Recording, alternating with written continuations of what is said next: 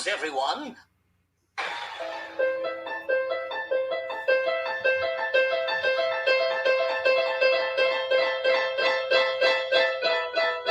Guess who's back? Still doing this content show. Yeah. Scientifically possible. What's up, everybody? This is Conscience. We got Professor Mike here. How you doing, Professor Mike? Hey, what's up, everybody? You doing good? What's up, Wilk? I don't know what we're doing tonight. We're doing a podcast. That's what I know. I don't know what we're talking about. I don't know what we're talking about. So why don't you introduce the podcast, Mike? All right. Well, actually, maybe I'll just leave it on us for a sec here. So what we're going to talk about today is an idea in psychology about persuasion and about how Like manipulation? It's called the elaboration likelihood method model. And what it means is, in a nutshell, it's saying people are going to engage information you present to them in certain ways depending on how emotionally involved they are in that information. And if they are really involved, they're going to be engaging more cognitively. And if they're less involved, they're going to be engaging it differently. So let me just... How so? Like how differently? Okay, so great question. So let me just give like a specific answer here. So that's what the elaboration likelihood model, ELM, of persuasion is what's called a dual process theory. So to answer your question, Wilk, what that means is that there's two things that it basically goes one of two directions. So let me share. So what that means is there's basically two different routes. A dual process theory in how we actually change people's attitudes. Okay, so say if you're trying to change my attitudes about a philosophical or a political system, that's a different thing than obviously, but cognitively, than if you're trying to change me to drink Coke over Pepsi. Those are both things that you're trying to persuade me on. One's more cognitive, one's more kind of emotional, belief-based. And that this is a manipulative approach, right? This is applied psychology in the realm of persuasive advertising. Okay. So I thought it was kind of interesting to just point out, asking you questions if I'm being not being clear, but it's interesting if you look at how at the top of this page, sorry. So anyone watching this, WikiWand is an awesome Chrome extension for reading Wikipedia because it just kind of takes out all the extra stuff, makes it more reader friendly. But anyways, I wanted to say what's interesting about this. You see what Wikipedia itself connected this to the concepts of advertising, attitude change, and distraction. So this is like this idea of like you're trying to make a complex argument on something, but people are responding emotionally. So they're not even engaging you on the same level. So if you're acting like they are, you're setting yourself up for an unsuccessful communication, basically. Right? So what this is saying is that if you're actually interested in persuasion, you have to understand how likely it is, that's the likelihood word, that the person goes deep in thought on what you're talking about, or how likely it is that they don't. Right. And that's actually like super, super important. Okay, so the elaboration likelihood model was developed by Richard Petty actually, Wilk, you read this and I'll kind of jump in. The ELM was developed by Richard E. Petty and John Cacioppo in 1980. So just two like well-known psychologists, right? Okay. The model aims to explain different ways of processing stimuli, why they are used, and their outcomes on attitude change. Yeah. Okay, so now let's just break down this, especially the beginning of this kind of part by part. So this model, so just to kind of really drill this, because I think understanding the term is so important, understanding the concept, because it's about what's the likelihood that someone goes deep in thinking about something.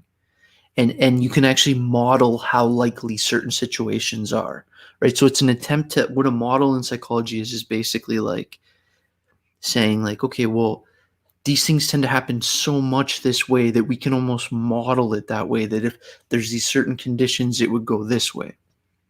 Okay. Right? If you're trying to sell somebody a car or a computer, how much those people are car people, or how much those people have, used an iPad but don't know anything about what RAM is. That's actually really important information Mhm. because those are different processes. It's a dual process theory. Right. So this is trying to look at how people process stimuli, which is just a word. Stimuli just means anything, any kind of information, any sound, any advertisement they see, right? Do people care about a deep, would people care? I'm just gonna make this up. If like Coke was 183 calories and Pepsi was 187, or do people care like which one seems to like, I don't know. Well, what we know is that people want to be able to picture themselves and their friends enjoying something, whether it's like a Pepsi or a car. Or So even like what commercials they enjoy.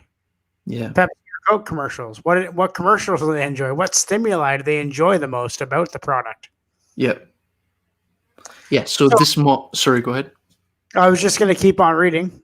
The model Yeah, yeah. aims to explain different ways of processing stimuli, why they're used, and their outcomes of attitude change. The ELMM Yeah, so proposed. sorry, man. I don't mean to keep cutting you off, but those are that's a heavy sentence. So it's saying what I was talking about there, right? That there's these two different ways. Why there's two different ways. That's the second part there. And then how those two separate ways are different in how they actually change people's attitudes. So that's actually a crazy sentence right there. That's like the most important sentence of this whole thing. This model aims to explain different ways people process information, why there's those different ways, and how those different ways are important if we're trying to understand how people's attitudes on things actually change. Right. Okay, sorry, keep going, buddy. The ELM proposes two major routes to persuasion, the central route and the peripheral route. And one reason I really like this theory is that it uses kind of, it's not overly unnecessarily complicated. It's basically saying there's a central way, which is like the kind of heavy thought way. It's like you're trying to explain me, you're trying to convince me that I should be conservative and not liberal or something, and you're making like a 19-point thesis argument, right? That's a central route process. You're trying to like almost convince me with information. You're trying to use that kind of thing. A peripheral route, that, think of what peripheral means. You're looking forward. That's like your central vision. Peripheral is the stuff on the side. Yeah, that you're not focused on. I don't want to think super deeply about the difference between Ruffles and Lay's. It's like maybe just the color of the bag would be enough for me to pick one over the other. Right. That's a peripheral route.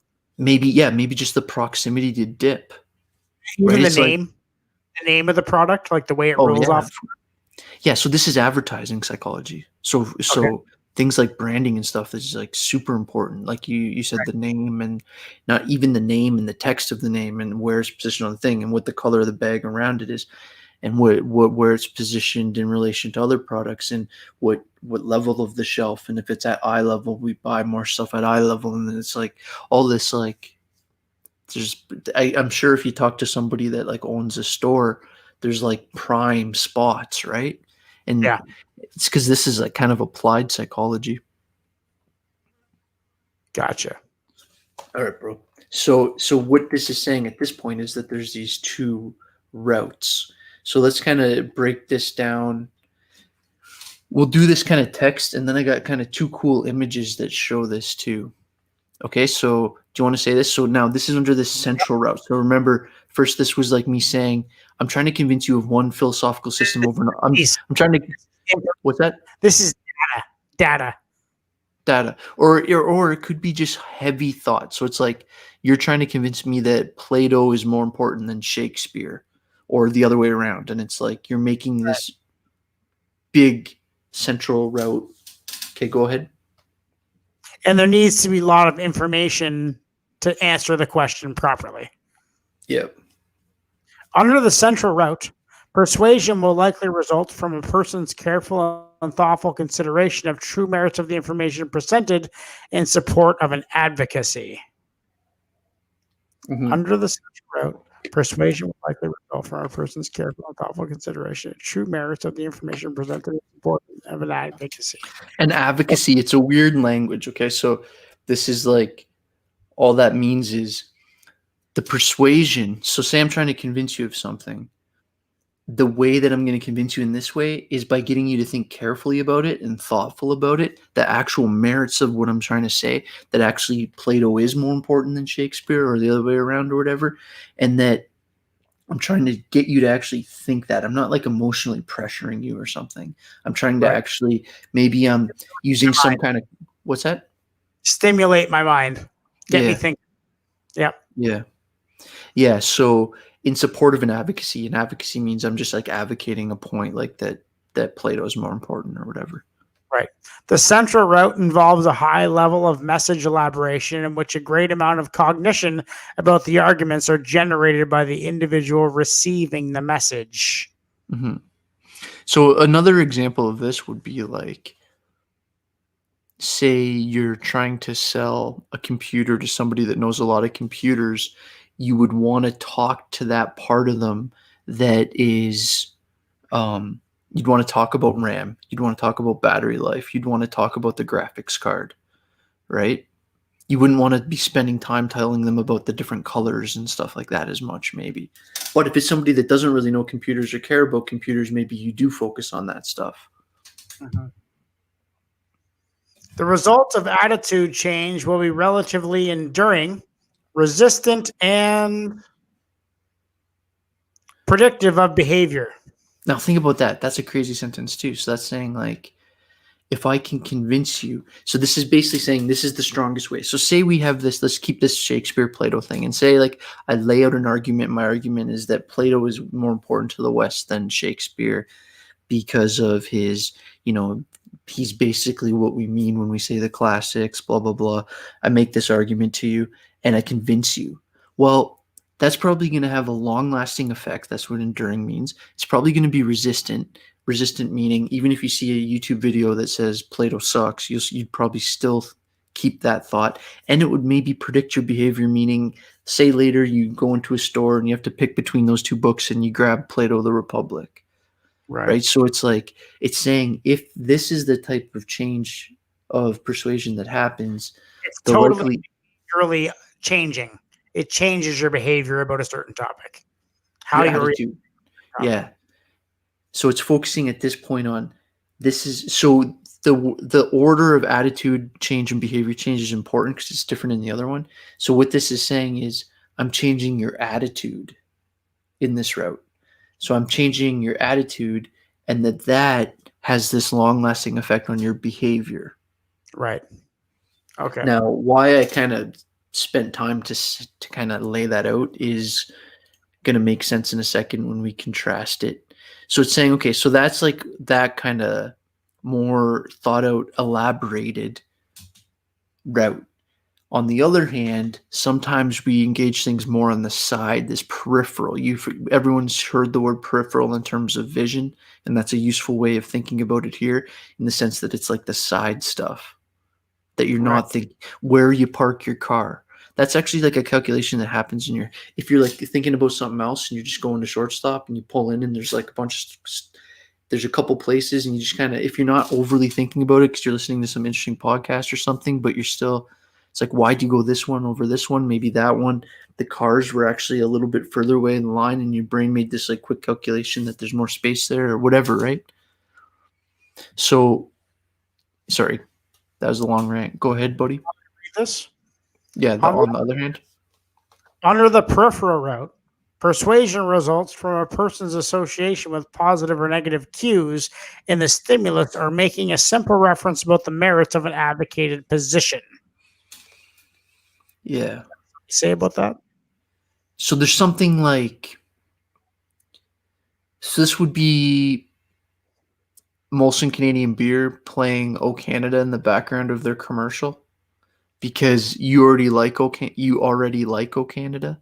So what I'm trying to do is make an association. I'm trying to say, okay, you like O Canada, here's beer, this beer, O Canada, Molson Canadian Beer, O Canada, and eventually you're like, oh, Canada, drinking a beer, right? That's kind of like the idea that it's not trying to convince you with logic. It's trying to convince you in a different way, assuming you're not thinking super deep about it. This is like the most important thing because the language here is confusing and unnecessarily. Association is the important word there. Yeah. Instead of overriding you with logic, it's trying to hit you at this association level. Yeah, exactly, man. Right. You The want to start at the cues that you cues associate? perceived by the individual under the peripheral route are generally unrelated to the logical quality of the stimulus. Yeah, so now think about that. The cues that are received by the person this way are often unrelated to the logical quality of the stimulus. So it's like, it doesn't matter if Coke's actually better than Pepsi necessarily. It's like, it's not a logic based thing. Just like, which is the opposite of when I was saying, like, that Plato is more important to the West than Shakespeare. And I'm trying to give you a logic based, step by step argument. Right. So it's the interesting thing, and we'll get into the kind of how this affects certain things. But I just, the reason I thought we'd kind of go through this, and I know some of the language is a bit stumbly, but it's like, I think important to understand that how you present a message is dependent on how, how likely it is that people are going to think deeply about it. Right. If you're trying to sell a product, right? So I'm not talking about that as like a life philosophy. We're looking right now at like persuasion psychology. How other people receive information broadcasted by yourself. Yeah. Yeah. These cues will involve factors such as credibility or attractiveness of the sources of the message or the production quality of the message. Yeah, sorry, man. I should have scrolled more. So think about that. That's like, let's keep going with the beer commercial idea. It's like, it doesn't necessarily matter which of the beers is better, but like the Molson Canadian one that has like somebody that's either really credible, someone you really like, or somebody that you think's really attractive, or it's like a really well done commercial, the production quality, that like all that stuff's super important. So I hear you. right. So if I was, yeah, so it's Credible basically saying sources. it's like you're trying to push something. The method you take, how much you do it is dependent on how much you think the other person is going to psychologically engage, or is it just going to be something they kind of engage in their passing?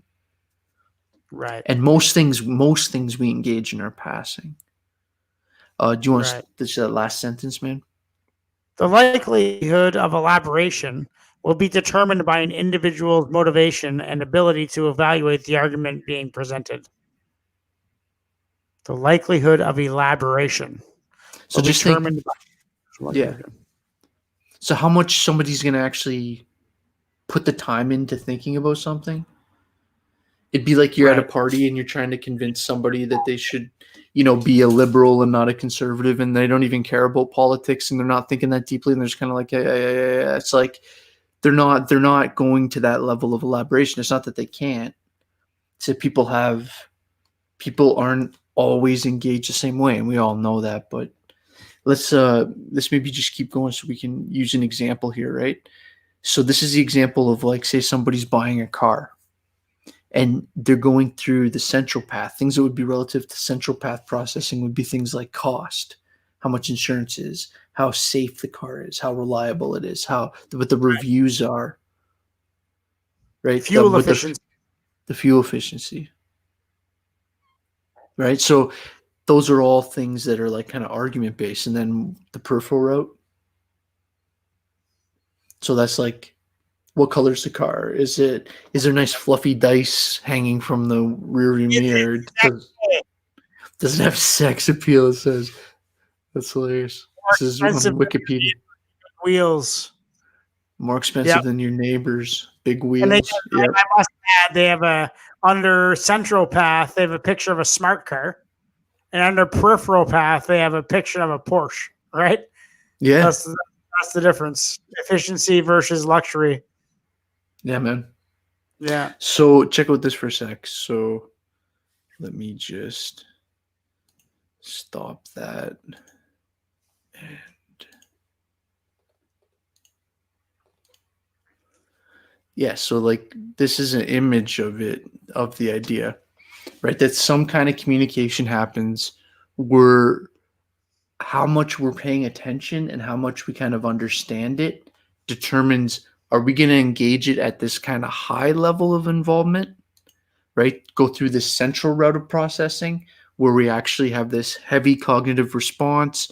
It might actually change our beliefs and attitudes, which then has this long affecting effect on behavior. Or are we going to engage it at a much more surface level, low level of involvement? It's our beliefs might change. It might change our behavior, it might change our attitude, but it's a different. What's that? I'm just saying, like, the attitude change happens a little later. Like, it's reversed. Like, the behavior change in a peripheral route happens before the attitude changes, and Oh, up in the what's the other one? Oh yeah, the central route. The belief and attitude change happens before the behavior change. yeah, Why do exactly, man. Well, that's like kind of the central point of this model, right? It's like how the process is different. right, So, but your question's interesting, right? From the peripheral route, it's like once people start choosing Pepsi over Coke, they actually start to think that they like Pepsi more than Coke more, right? It's like once you get a Ford F-150 truck, you think that they're even more better than the other thing. It's like this idea of, and that's not obviously always the case, but our behaviors, we see what we're doing all the time, and that affects our attitudes, right? So it's almost saying this is the path towards change is different. Now, remember, we're talking about this in terms of marketing psychology. So we're talking about this in terms of me trying to change your purchasing patterns. right? Yeah. Crazy. What do you think? Kind of It's crazy interesting. how it changes the sequence of events. Yeah. Yeah. Yeah, No, you're right. It's totally is. high If involvement processing. Yeah. Yeah, because Mhm. you almost high involvement. That's an interesting way of saying it, right? Because you could almost make the comparison to like computers, obviously, right? It's like, are you going to be like, is your brain working hard or is your brain not working hard? Because if Right, your brain's not working hard, you're going to be more emotional, like just you're not going to be coming at it from this. You're not going to have a cognitive response, right? Which right, just means like a lot of activity that's actually before that step of belief and attitude change, right, right? Before that step of behavior change. So you can kind of see all that's happened here is the bottom one doesn't have the cognitive step. It just goes first to the second step, kind of. right.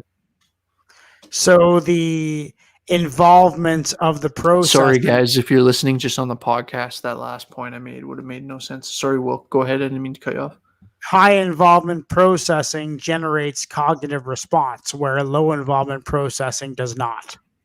So so what this is kind of saying is the less I'm engaging, the You're not thinking more, about it as much.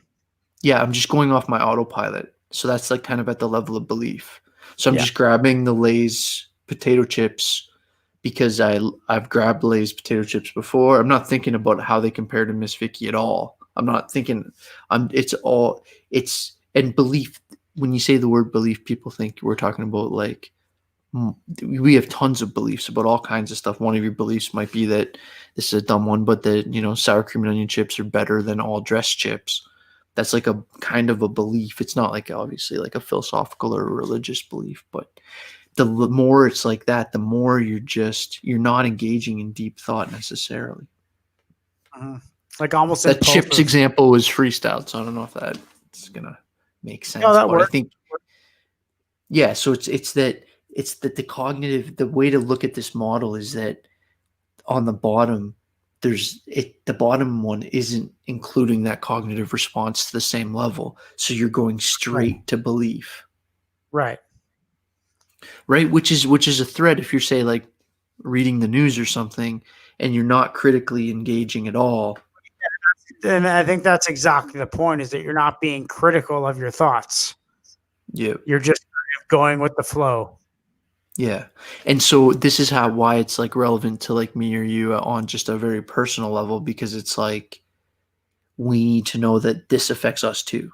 It's not like um it's not like this kind of applied psychology is relevant to everybody else. It's like how much I engage something affects whether or not, I'm just kind of having an autopilot response or not.